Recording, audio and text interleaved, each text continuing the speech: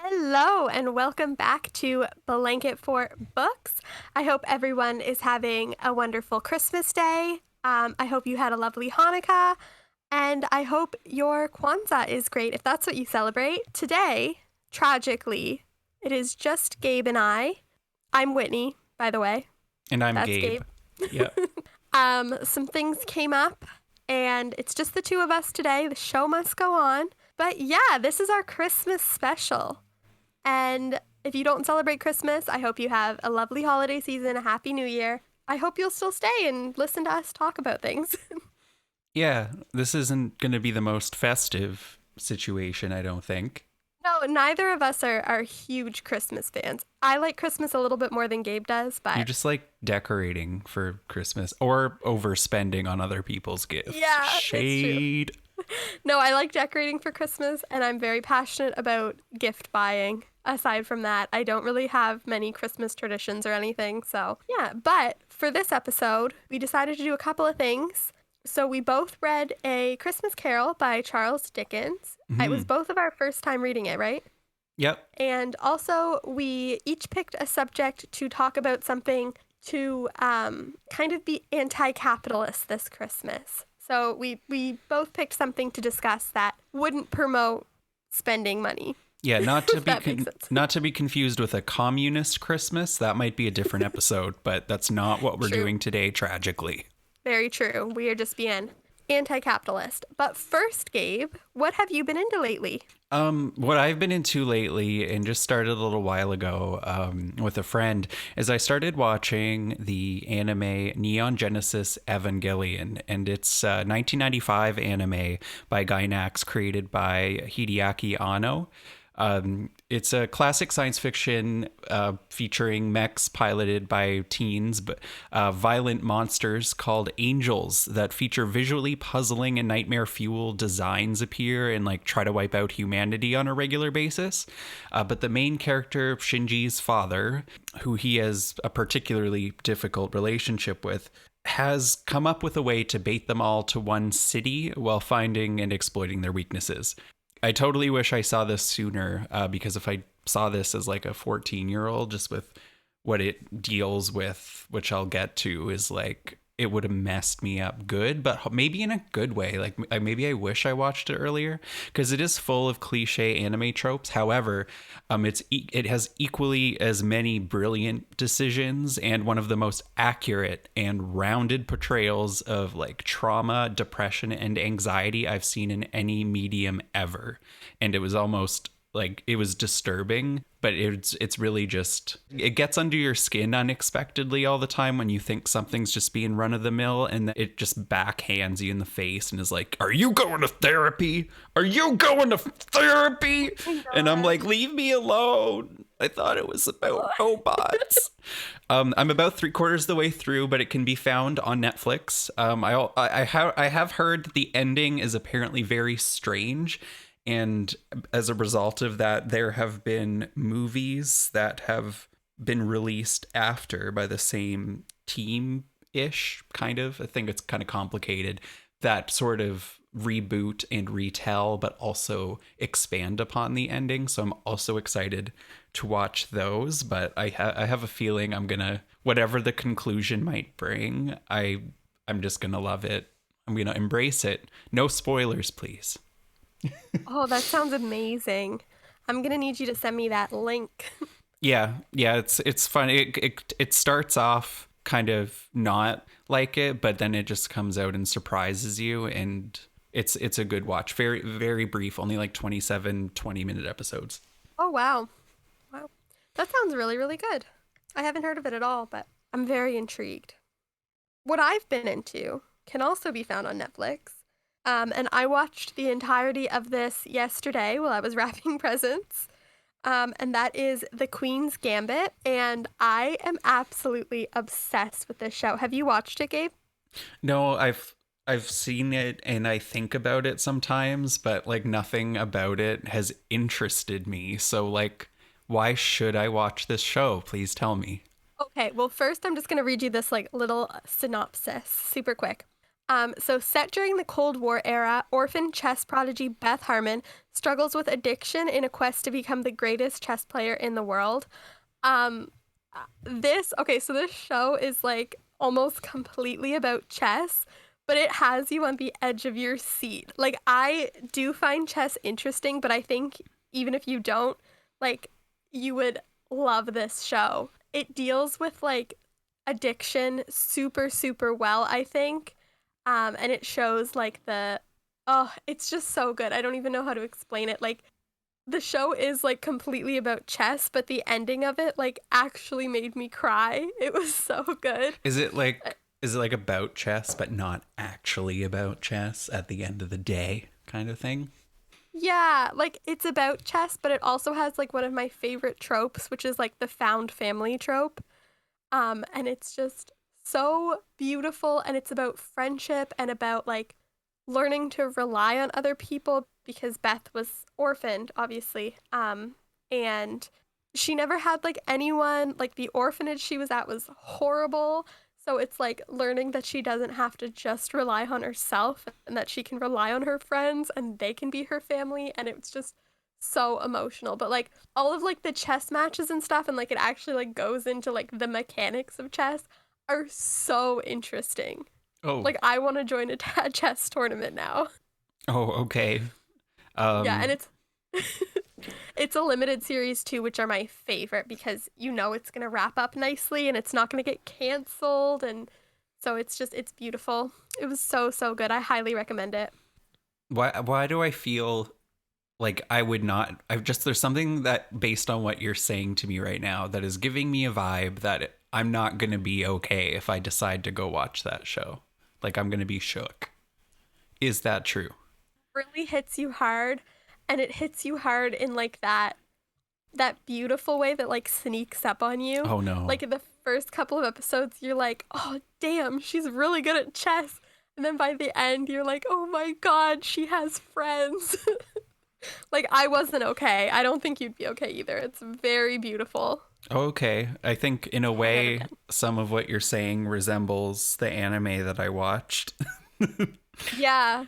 Yeah. It Yeah. sounds, yeah, definitely, I would argue found family is happening in there and actual family Oh, issues.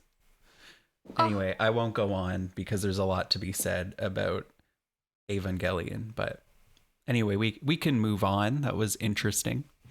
Yeah, I feel like we'll both end up talking about those shows forever. So I think we should just move on to the book that we read. Right. A Christmas Carol by Charles Dickens. Do you have a synopsis on this one?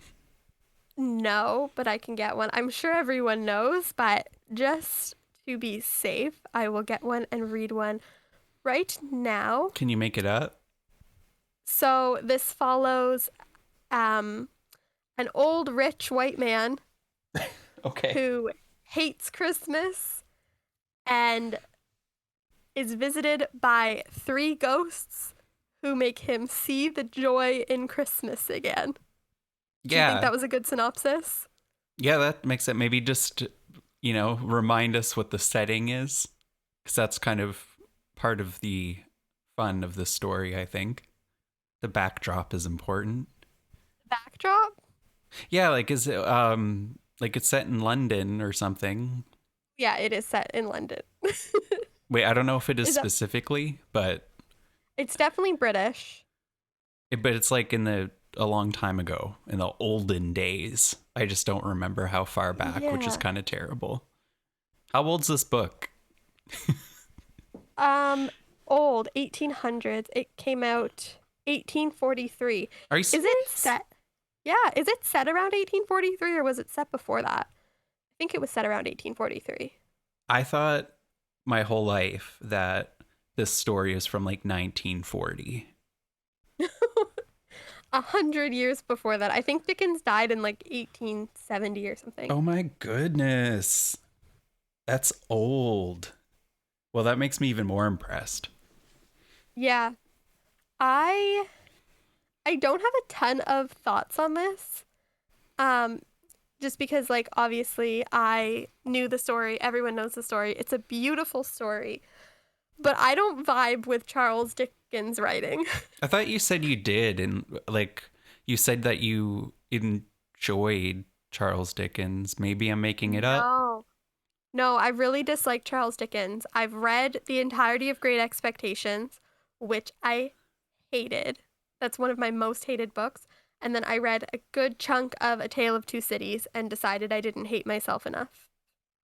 Oh, so like it was torturous to get through? Yeah, I just like he was paid by the word, so he really filled up those pages. Wait, really? And yeah, that's how they did it back then. So he has a lot of unnecessary fluff in there, and I just don't love it. Um, did you listen to the audiobook on Scribd? Yes. So we probably listened to the same audiobook. Yeah, how did you feel about the narrator? I thought he was a great narrator. I just wish I was a native English person. Because I had to listen to every chapter twice, because unless I was paying 100% attention at all times, I would miss a whole sentence, because it would just be like, oh, That was a great impression. and Yeah. yeah, like Anton Lesser, who narrated that, he plays a character in Game of Thrones that like sounds just like his narrator voice, and he plays like a creepy scientist that, like, spoiler alert, kind of specializes in reanimating like dead people and performing and organizing murders. Whoa. So just imagine his voice as that character. I think it's perfect. I think he was great at making the character voices like all different. It was like magic listening to his voice jump between all these different things. It could have been editing magic, but either way, the added music to the audiobook was festive, I guess. Yeah. A And lot of classics do that, like between chapters or before like important moments, they'll just add some dramatic, like instrumental music, and I think it's really funny. yeah, it made me feel like I was watching a old Disney film. Yeah, yeah, But yeah, like once I, listened to the 3 hour audiobook twice, I pretty much grasped it. And it was nice to get the full unabridged narrated version rather than like the various movie and TV show cartoon interpretations I've seen, like Scrooge McDuck. I was just about to talk about that. That's my favorite. I like don't remember exactly which ones I've seen. Like, isn't there like an animated, like a big budget animated film starring Jim Carrey from like 5 years ago? Honestly, I think the only one I've seen, or at least the only one I remember, is Mickey's Christmas Carol with Scrooge McDuck. Oh, I think that's the only one I can remember anything about. I remember one time when I was sick and didn't go to school some day in December close to Christmas. I was like in my basement as a kid, and I think must have been watching like PBS, and there was an animated version, like a special that was kind of old, that was based on A Christmas Carol, and I don't remember at all what it was, but I feel like it was the best one I've ever seen. Oh, really? I don't Yeah, think I've ever seen. that was like the first time I remember that I actually like fully absorbed the story and felt like I understood it. And because I think before that I only heard bits and pieces and heard of it. And that Jim Carrey film wasn't out yet either. Yeah, I just looked up the Jim Carrey one, which Am I I didn't right? know existed. It came out in 2009. Oh my Jim god, Carrey, yeah, it's Jim Carrey old. plays Scrooge. I didn't know he played Scrooge. I can't picture it. It's like CGI Jim Carrey, if I'm not mistaken. Oh my God, it also has Colin Firth in it. Amazing. I feel I like need to watch this. Colin Firth should have read the audiobook too. That would be a good voice. Oh my God, wait. I think I just found the animated one that you were talking about. Do you have any idea who the cast is? No, like I only have flashes of what it looked like in my mind. Okay, so It came out in 2001. Okay. It's called Christmas Carol, the movie. Sure. It stars Kate Winslet. What? Rachel? And yeah, Rachael, Oh this my is your gosh. shout out. You're not here, Rachel but we're was talking about in you. it. She could tell us all about it if she was here.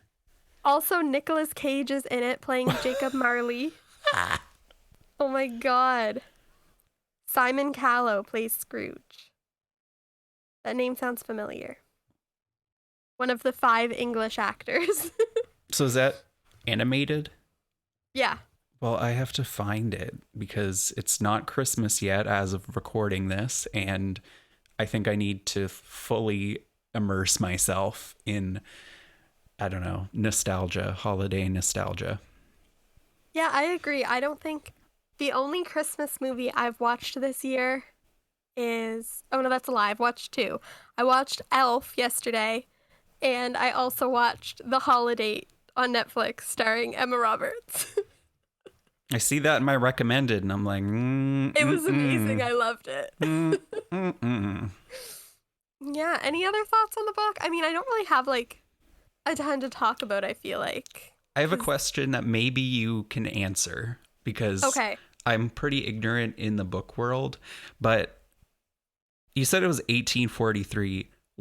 Can you think of any time travel stories that came before this?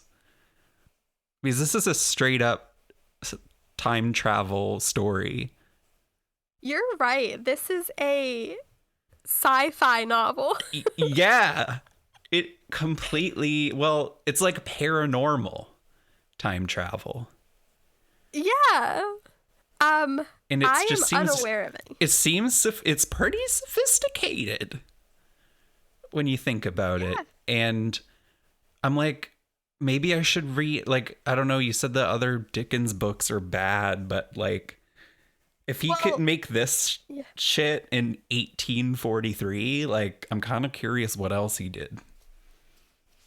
Yeah, well, I wasn't a fan of them. This was definitely my favorite one that I've read of his, but he is well loved, obviously, so maybe you would like his books more than I do. So I was just looking up if there were any like time travel books before then. I'm sure there Found, is. There must yeah, be. I found a BBC article that's about whether Dickens invented time travel or not. I didn't want to say that in case I was wrong because that could be silly. But if that was literally like one of the first time travel stories, then my mind is blown. Yeah, this article says it was the very first time travel book. What? Wow. I will link this article in the description of the podcast if anyone wants to check it out because it looks like an interesting read. That is wild. Yeah. I also thought like for 1843, it still hits the head of the nail perfectly in terms of being, you know, pro worker. Yeah. I don't know why it's so funny, but it's like literally 250 years ago. No, am I being how long ago was that? 150 years? Am I stupid? Yeah. Like 170-ish years. Okay. Yeah. I don't know why I said 200. That's stupid. But that long ago, they were like, oh man, it sure is a bad thing to make your workers work through Christmas. Oh man, you got to give them family time, work-life balance. And then here we are in 2020 not learning a thing. And the Scrooges still exist. And it's just, you know, a normal part of our daily lives. If there are any ghosts out there listening, maybe you could pay Jeff Bezos a little visit, talk him into treating his workers better. That'd be great. Yeah, like he needs to have the same time travel story. Yeah, but you're right. This is very relevant to today's time as well. And this book is kind of anti-capitalist. It really is, especially fits our theme. Yeah, like I feel like maybe if I learned more about Charles Dickens, that would be very interesting because maybe he wasn't feeling the whole, you know, capitalist machine back in 1843. Yeah, he's woke. Maybe he was a time traveler and that's how he invented time travel. Yeah, like wouldn't you? Oh my God. I'm blown away. Marbles is playing with a spider. Oh my God. So I'm at my parents' right now, and Gabe is watching my cats, and they are giving him hell. They've already caught a mouse. Yeah, and we're playing with it at 4 in the morning, and I was so Yeah. tired I just threw it away. And now I'm watching Marbles swat a spider across the floor, and he's trying to eat it. Marbles is definitely a good hunter. He always catches bugs for me. Yeah, now Puddles is Is being stupid and trying to kill it too. is it a big spider? It's the exact kind you really don't like. The long legs. Yeah, Ew. Okay, I I hope don't he know. eats it for you. I have no idea where it came from, but it's going to be smushed shortly. What I was saying, wouldn't you go back to, like, if you just ended up in like 1843 and you were like, I need to change the future? I feel like it wouldn't be out of character for either of us to totally just write a Christmas carol to plant that seed of like anti-greed message early on. Yeah, I agree. I agree. I That's my new favorite conspiracy theory. Is that Charles Dickens is from the 2000s and he went back in time to plant this message, but it didn't work very well. Yeah, like it could have been more radical. And I'm sure, you know what, it might be ignorant. Maybe there are, or maybe there were more radical people back in the day that were trying to speak out about these things and they just got like, Mhm. I don't know, executed. Yeah. If they were women, they were called witches. Right, exactly. Yeah. But yeah, overall, great book. I'm glad I read it because it's a classic. I don't love Dickens' writing, but still, I feel like he did a ton, and this had so much influence on so many things, and there are so many adaptations. So Yeah, it was I kind of got to applaud for scary. that. Like it got kind of spooky. It, yeah, it was. For a Christmas story, it was like, oh, we're getting into like the horror stuff going on. This is a Tim Burton movie all around. Did Tim Burton make the 2009 movie? I don't. I Maybe don't. not. Oh well. Now I have to look it up because it did. The poster did kind of look like I a think Tim Burton movie. I think it was by the same people that made the Polar Express animated movie. It's not by Tim Burton. It's by Robert Zemeckis. Oh, he's I oh he's like a diet Tim Burton. yeah. I did watch the Polar Express the other day. Actually, I forgot that I watched that, and it looks like a video game. I know those animations did not Yeah. age very well. No, I remember the first time I saw it, I was like, "This is the most beautiful movie I've ever seen." And now watching it, I'm like, I feel like I'm playing like a 2011 video game. Yeah, because that's what it looks like now. But at the time, we were Yeah. like, "This is the future. This is realistic. This is the most God. realistic animation I've ever seen." And it That kind of is was. so funny. Yeah, it was. It was breathtaking. Mm-hmm. Oh my gosh. Well, What else did we have to talk about? I'm curious to know what you picked for your anti-capitalist topic. Oh, well, I wouldn't get too excited. If you've got something full of intrigue, then I would recommend you go first. Okay, I can go first. I really didn't know how to interpret this topic, so I kind of was just exploring and looking up some Christmas traditions and folklore from other cultures, and Mm-hmm. I was really interested by the Icelandic folklore surrounding Christmas. Do you know anything about it? No, It's really funny. hit me with it. So the first one I'm going to talk about actually promotes capitalism. So it's Mm. kind of the opposite of the topic, Okay. but it's part of it. So they have something called the Yule Cat, which is a vicious and giant cat that is described as lurking about the snowy countryside during Christmas time, and it eats people who have not received any new clothes to wear before Christmas Eve, which is so obscure. Mm-hmm. But the reason why this was invented was it was used by farmers in the 19th century as an incentive for their workers to finish processing the autumn wool before Christmas. So the ones who took part in the work would be rewarded with new clothes, but the ones who didn't work would be eaten by the Yule Cat. Oh, so is that like a workers version of the you gotta be good for Santa Claus type thing? Yeah, isn't that kind of horrifying? Yeah, that's pretty bad.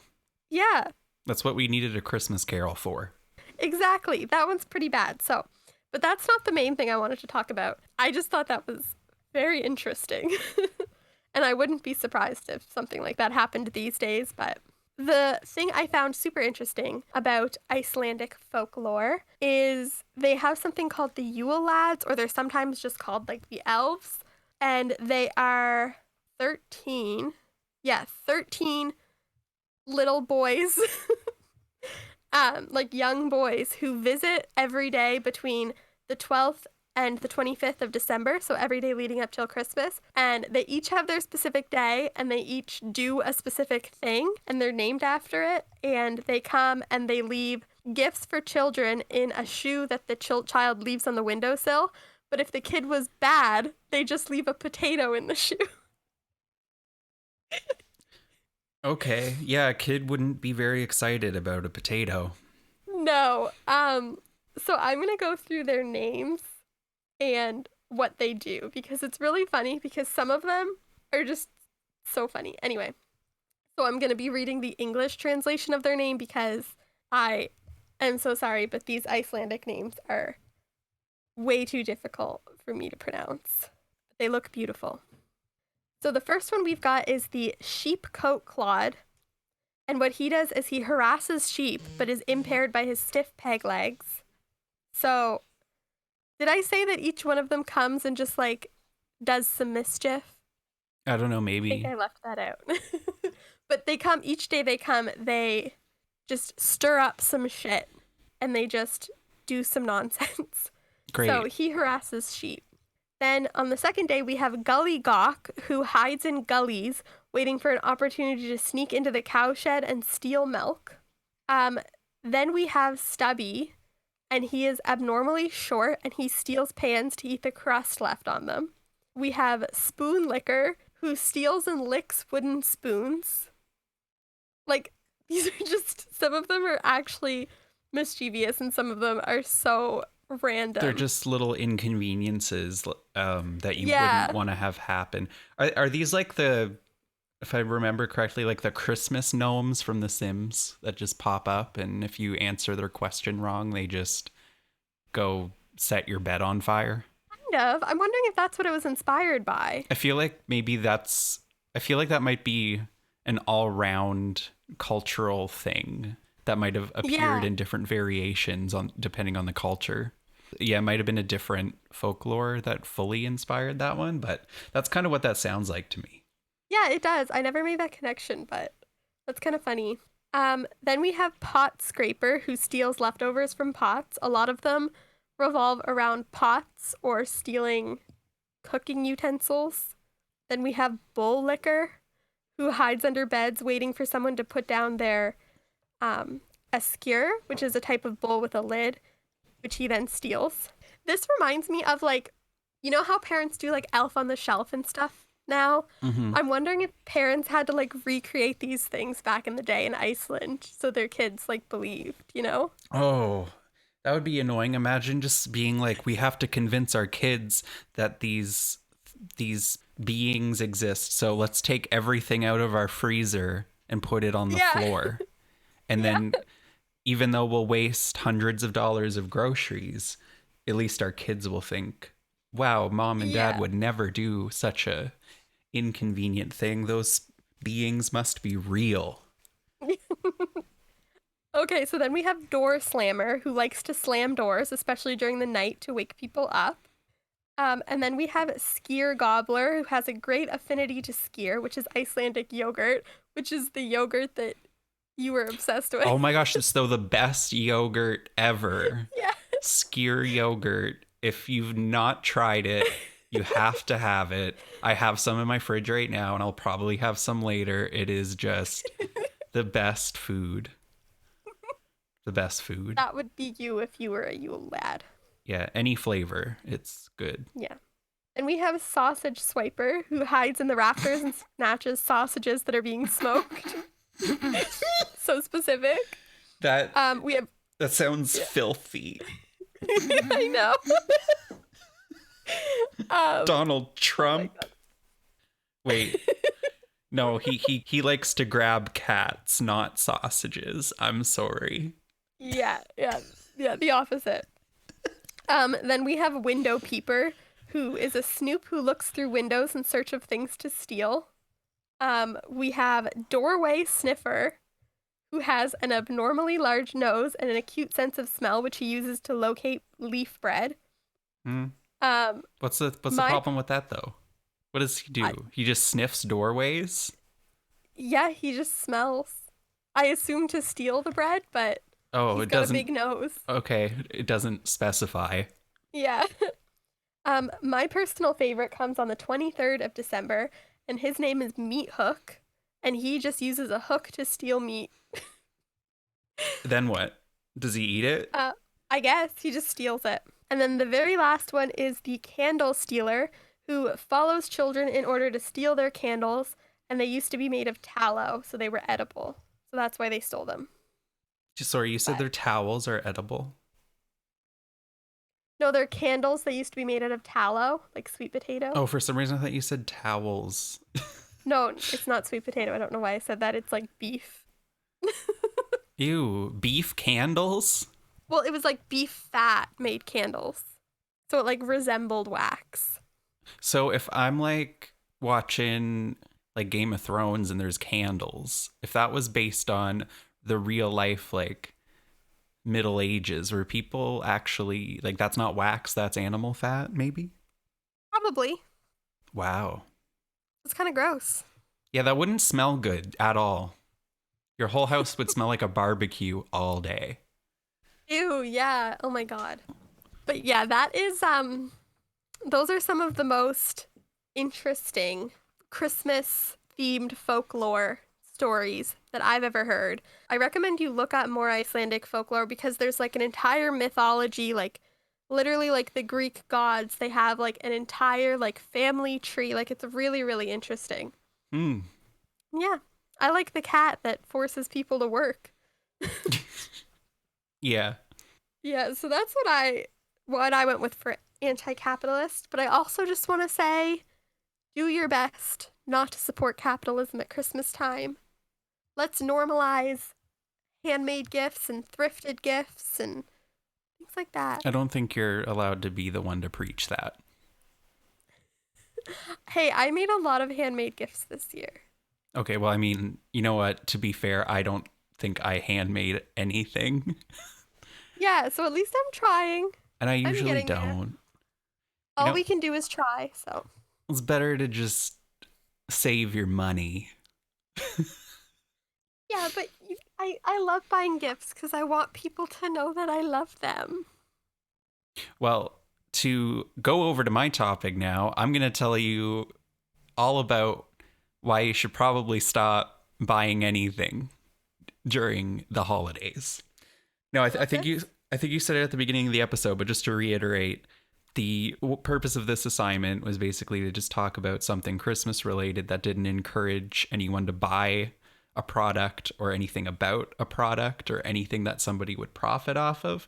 So I'm just going to tell you about some wonderful facts about the harmful effects that the holiday season has on the environment. Are you ready? No.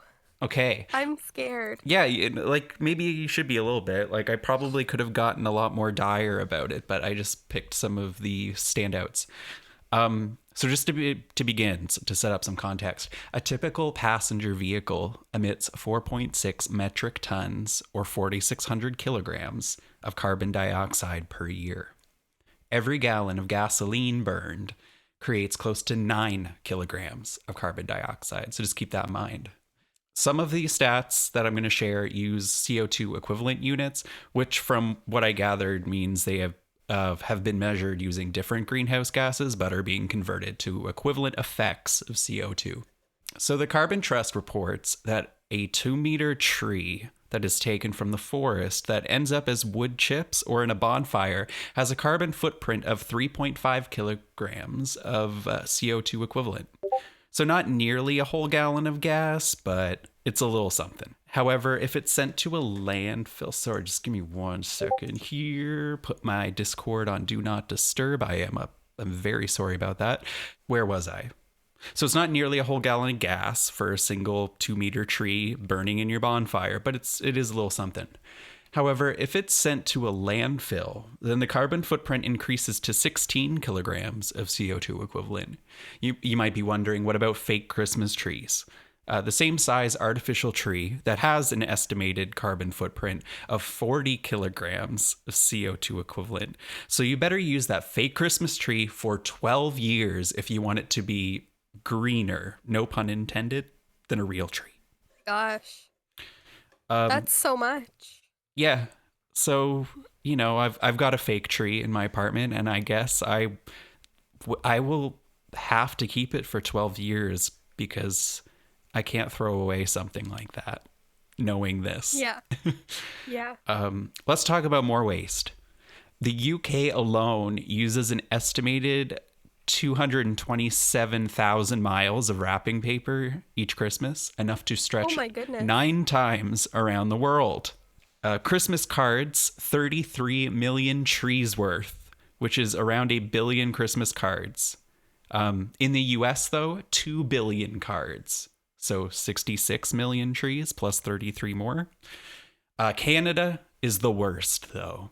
2.6 billion cards, and that's 1 kilogram of paper generating 3.5 kilograms of CO2. Canada uses 540,000 tons of wrapping paper and cards annually.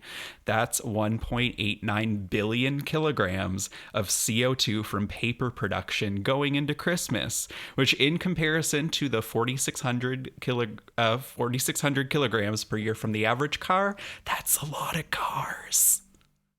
Cars. That's a ton. Yeah. And this one makes me a little sad because I always, it's a little tragic. It is estimated 10 million turkeys were consumed last year during the holidays. That's a lot of turkeys. That's so depressing. Not to mention the 125,000 tons of discarded plastic from turkey packaging. And get this, 7 in 10 people will readily admit to buying far more food than they need. And specifically 2/3 of people reported in this survey that they do not finish their Christmas turkey. Yeah, most people don't finish their Christmas turkey because it's big. The IPCC recently reported wasted and lost food accounts for as much of 1/10 of all of our greenhouse gas emissions. An estimated 54 million platefuls of food are thrown out in the UK alone each Christmas. So what can we do about this? Well, reduce, reuse, recycle is really the best advice I have to give, because that's what you got to do. That's all there is to it. One thing I highly recommend doing is finding more sustainable options for present wrapping. Whether that's reusing paper that you get in packaging, or if you do buy wrapping paper, to buy the the paper wrapping paper instead of the shiny plastic stuff, because the paper stuff is recyclable, and the plasticky papery one, if you know what I mean, is not. So that's a big thing as well. Yeah, and think about it. Bitches out there be no flyers on their front door in big Sharpie. But those are the same bitches that go to Winners Home Sense Marshalls and buy 8 wraps of 8 gift wrapper rolls and don't use them. And then they might declutter and throw them away and leave them on the side of the road. Why don't you try taking that off? You get a few Domino's flyers, a few Home Depot flyers, and that would cover all of your gifts. Yeah, there you go. I bought some bulk wrapping paper a few years ago, and I just used up the last this year. So next year I'm going to make it my mission to still have wrapped presents, but not use any wrapping paper. one of my favorite things, this was like literally 10 years ago, but if you're not Canadian, you're not going to understand. But we have a store called Canadian Tire that I don't think they do anymore, but they used to give you Canadian Tire money. So it'd be like 10 cents for every $20 you spend off Hmm. your next purchase. Now I think they just put it on a card. But my parents wrapped my grandfather's presents one year entirely in Canadian Tire money. That would be And that's so just, annoying. yeah, it was annoying to have to peel each individual one off, but there was no waste. So wrap your friends' presents in $10 bills. Good idea. I feel like you better use some weak Scotch tape because I'd be worried about those new plasticky Canadian dollar bills. They would rip. Yeah. Yeah, true. Also tape. Tape Get is some paper tape. plastic. There is Yeah, there paper tape? there is. And I'm not positive, but I'm pretty sure washi tape, like the stuff you would use in your journals, I'm pretty sure that is recyclable. What about I might be wrong. is masking tape plastic? Because that seems kind of papery to me.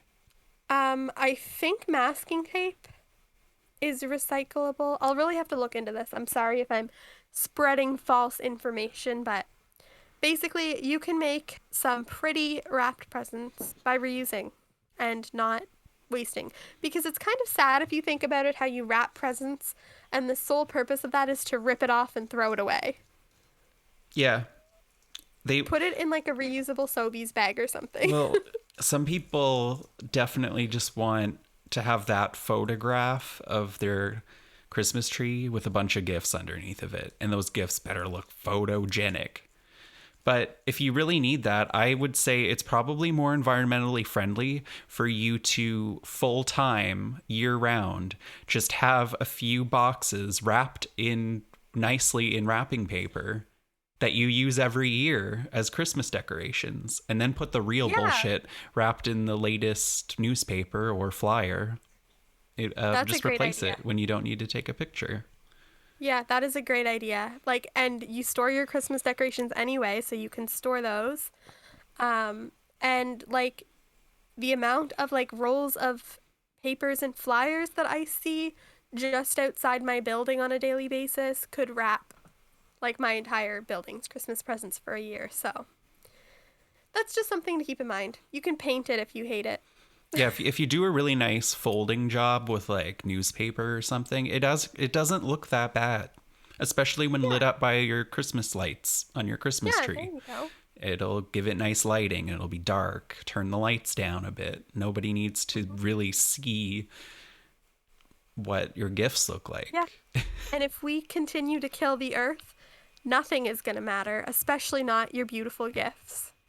And that's all I have to say. That's true. We can just give each other cash through True. electronic money transfer. Yeah, that's perfect. Venmo me Everyone for can. Christmas. Yeah. I would accept that. That would be great. Yeah, same. That would be great. But yeah, that those were great topics. I feel bad with the one I got now, but I guess I'm encouraging people to do a Wikipedia deep dive instead of spending money on things. Yeah, because that's like folklore doesn't cost you money, Yeah. and Also, stream reducing. folklore. Why did I'm I? just kidding. I Oh had my! to. What do you have anything to share with me about folklore today? No, I haven't listened to Evermore yet. Have you? Yes. What do you think? Oh my God, no big spoilers, but what do you think? Um, it is without big spoilers. It's kind of hard. Okay, you can give big spoilers. It's okay. Okay, well, what I want to say is this: it's the same, but in a good way.